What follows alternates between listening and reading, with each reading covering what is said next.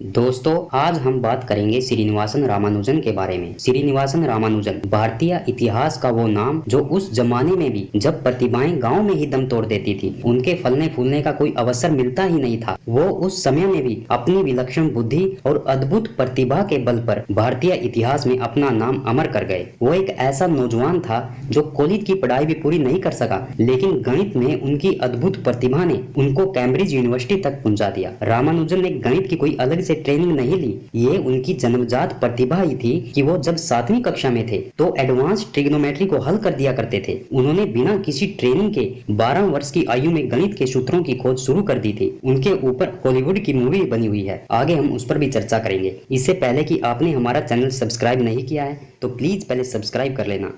चलिए शुरू करते हैं। श्रीनिवासन रामानुजन बहुत ही गरीब परिवार से थे। मैट्रिक में अच्छे अंक लाने की वजह से उनको छात्रवृत्ति भी दी गई, लेकिन आगे की कक्षाओं में मैथ के अलावा और किसी विषय में पास ही नहीं हुए। वो पूरा टाइम गणित की पढ़ाई को ही दे देते थे। पास न होने की वजह से उनकी छात्रवृत्ति रोक दी गई। फिर उनकी शादी के बाद जरूरी हो गया कि घर का खर्च चलाने के लिए कोई ना कोई काम जरूर करे। पहले तो उन्हें कोई काम मिला ही नहीं, क्योंकि उनके पास कोई डिग्री नहीं थी। फिर उन्हें काफी मशक्कत के बाद एक क्लर्क की नौकरी मिली, जिससे वो अपना घर का खर्च चलाने लगा। और वहां पर उसके ऑफिस में काम करने वाला एक व्यक्ति जिसका नाम नारायणा था, वो देखता है कि रामानुजन कैलकुलेशन के समय अबेकस का यूज नहीं करता। अबेकस उस समय का कैलकुलेटर की तरह का एक यंत्र था। नारायणा रामानुजन को कहता है कि तुम अबेकस का यूज क्यों नहीं करते। रामानुजन उसे कहता है कि इससे फास्ट कैलकुलेशन तो मैं अपने दिमाग में ही कर लेता हूँ। नारायणा समझ जाता है कि रामानुजन कोई साधारण व्यक्ति नहीं है, इसके पास एडवांस प्रतिभा है। वो कहता है कि ठीक है, लेकिन जब बॉस आए तो अबेकस के यूज का बहाना कर लेना। लेकिन कुछ दिनों के बाद उनके बॉस को पता चल जाता है कि रामानुजन के पास गणित के क्षेत्र में एडवांस प्रतिभा है। इसलिए वो उसे कहता है कि मैं तुम्हारे काम को फौरन में कुछ लोगों को इंट्रोड्यूस करवाना चाहता हूँ, ताकि तुम्हारे काम के बारे में दुनिया को पता चले। रामानुजन खुश होता है और यह बात अपनी माँ और पत्नी को बताता है कि उसे काम के लिए दूसरे देश में भी जाना पड़ सकता है। रामानुजन की माँ इसे खुश नहीं होती, क्योंकि वो उसे समुद्र पार नहीं भेजना चाहती। इससे रामानुजन निराश होता है कि उसकी माँ इससे खुश नहीं है। लेकिन फिर उसे नारायणा कहता है कि और तुम्हारी ये प्रतिभा तुम्हारे साथ नहीं मरनी चाहिए। और फिर रामानुजन अपने काम की कुछ कापियाँ J.H. हार्डी को भेजता है। J.H. हार्डी जो यूनिवर्सिटी ऑफ कैम्ब्रिज में एक गणित के प्रोफेसर हैं। J.H. हार्डी को रामानुजन का काम पसंद आ जाता है और वो उसे अपने साथ काम करने के लिए इंग्लैंड बुलाता है। जब रामानुजन ये बात अपने परिवार को बताता है कि उसे अपने काम के लिए इंग्लैंड जाना है, शुरू में तो उसका परिवार उसे भेजने के लिए तैयार नहीं होता, लेकिन फिर वो इसे भेजने के लिए तैयार हो जाते हैं। उसकी पत्नी उसे कहती है कि तुम वादा करो कि तुम वहां जाकर मुझे भी बुला लोगे। रामानुजन एक ब्राह्मण परिवार से है और उसको वहां जाने के लिए अपने बाल और अपनी चोटी कटवानी है। और वह जब इन्हें कटवाता है तो उसकी माँ को बहुत बुरा लगता है, क्योंकि इससे समाज में उनकी बदनामी होगी। चोटी काटना आज तो ये बहुत ही आम बात हो सकती है, लेकिन उस जमाने में ब्राह्मण का अपनी चोटी काटना बहुत बड़ी बात होती थी और उसका समाज उसे कभी स्वीकार नहीं करता।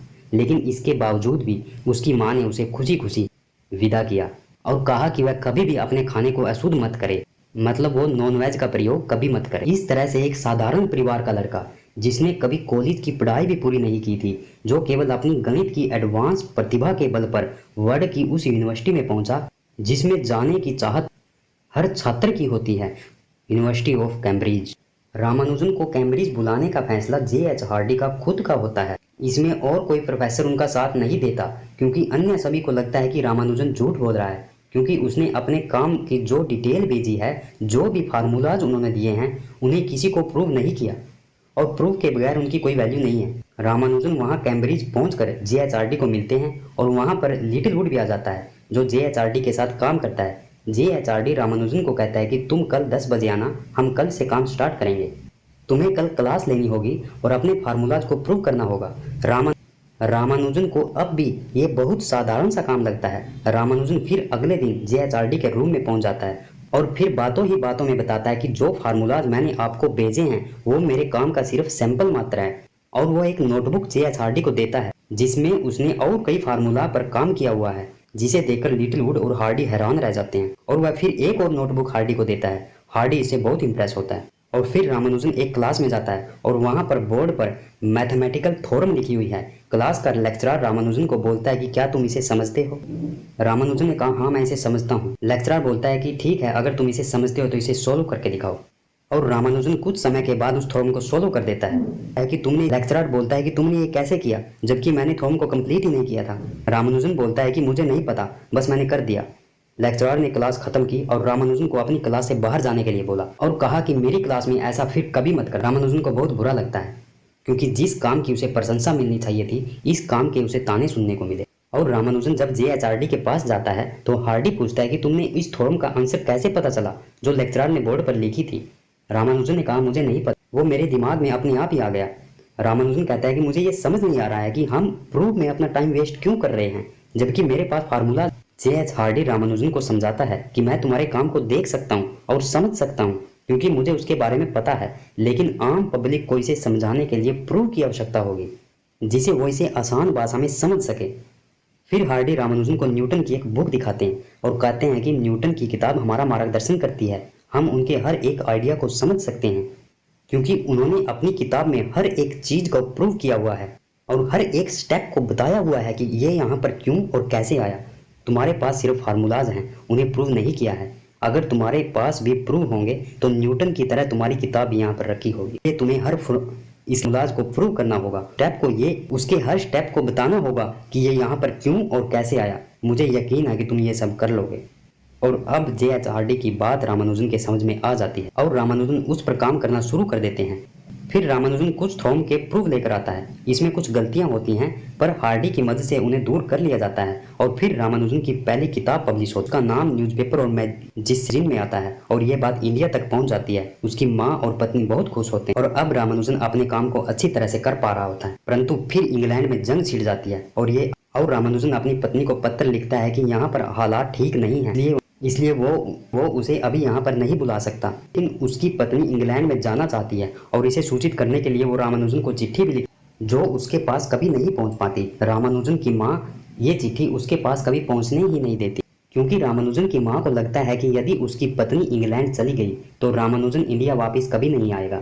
और फिर इंग्लैंड में लिटिलवुड भी जो हार्डी के साथ काम करता है वो भी जंग में शामिल होना चाहता है। वो रामानुजन को बहुत पसंद करता है और जानता है कि वह एक मिरेकल है। और लिटिलवुड हार्डी को पत्र लिखता है कि मैं भी जंग में शामिल हो रहा हूँ, तुम्हारे पास रामानुजन है, वह गणित का एक अजूबा है और हमें उसे जैकोबी से कंपेयर नहीं करना चाहिए।